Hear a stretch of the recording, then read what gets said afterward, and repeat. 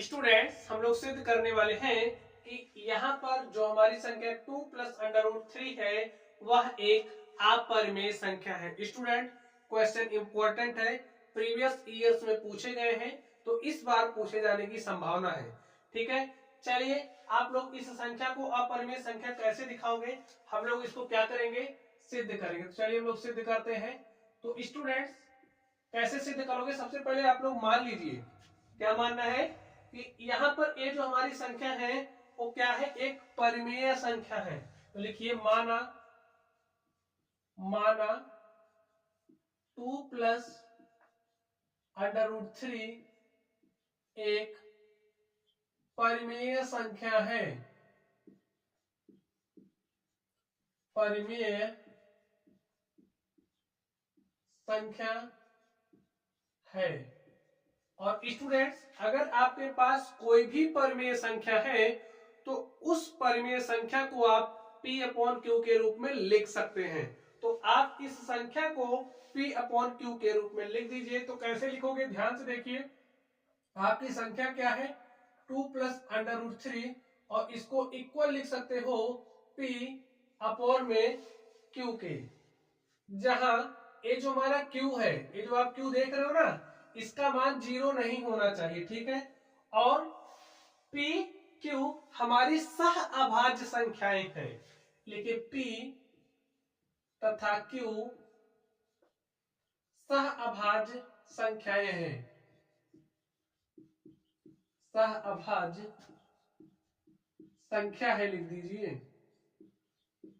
अब यहां पर आप लोग एक वर्ड देख रहे हैं सह अभाज्य, तो आपको इसका मतलब पता है, नहीं पता है तो समझ लीजिए। देखिए आप देखते होंगे कुछ ऐसी संख्याएं आपके पास होती हैं, संख्याओं का जोड़ा, कि जिसमें वन के अतिरिक्त और कुछ भी उभयनिष्ठ नहीं होता, कुछ भी कॉमन नहीं होता। जैसे अगर हम बात करें 2 और 3 की, देखिए ये क्या है, हमारी सहअभाज्य संख्या है।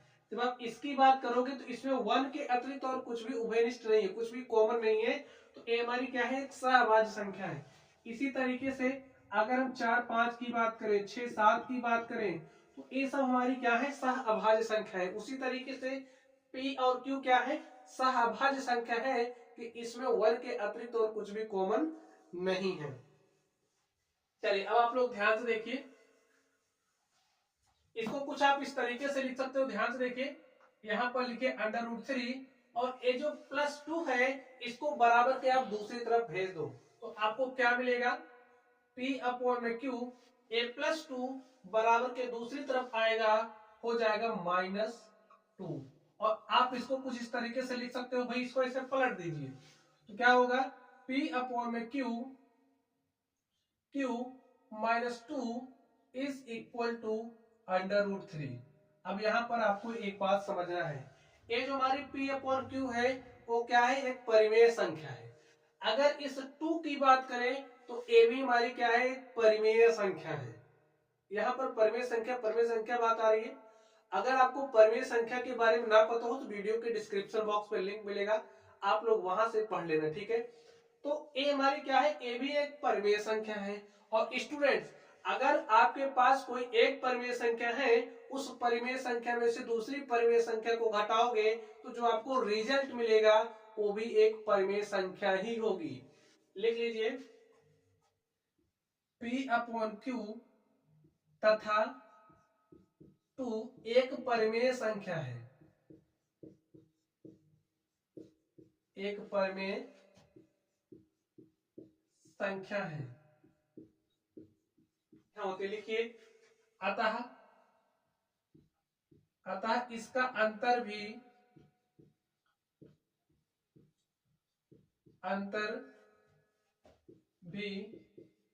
एक परिमेय संख्या होगी, या फिर लिखिए एक परिमेय संख्या है। ठीक है, इसका आप अंतर लोगे, जो भी रिजल्ट आपको मिलेगा वो एक परिमेय संख्या होगी। तो रिजल्ट तो यही आ रहा है, अंडर रूट 3। तो यहां से क्या सिद्ध हो रहा है, यहां से ए हो रहा है कि भाई अंडर रूट 3 हमारी क्या है, एक परिमेय संख्या। लिखिए इसलिए अंडर रूट 3 एक परिमेय संख्या है।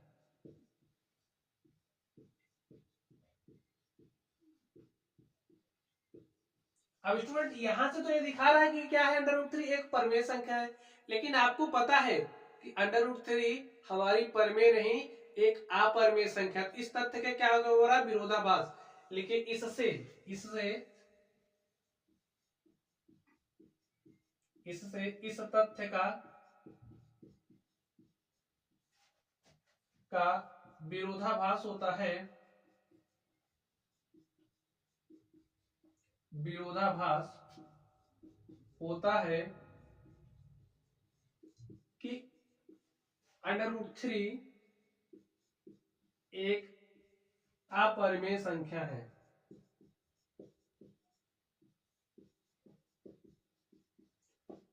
अब ये जो विरोधाभास है ये क्यों हो रहा है, ये हमारी गलत कल्पना के कारण हो रहा है। देखिए ऐसा हमारी गलत कल्पना के कारण हो रहा है, गलत कल्पना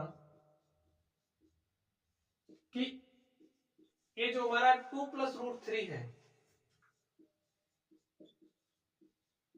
हमारी गलत कल्पना की 2 + √3 एक परमेय संख्या है।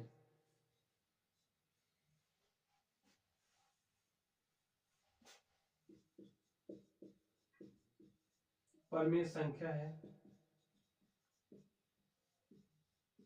के कारण हो रहा है,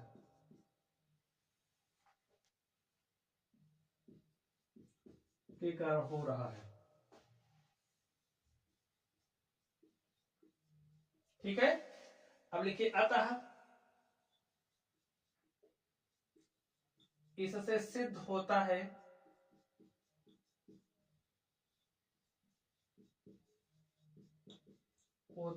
कि 2 + √3 एक अपरिमेय संख्या है।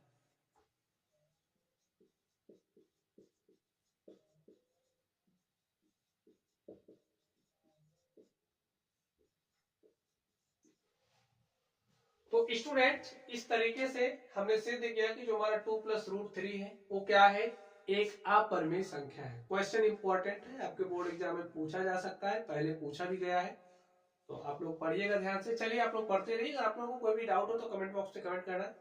वीडियो पसंद है वीडियो लाइक कीजिएगा, चैनल पर नए हो चैनल को सब्सक्राइब कर लीजिएगा। चलिए आप लोग पढ़ते रहिए, थैंक यू।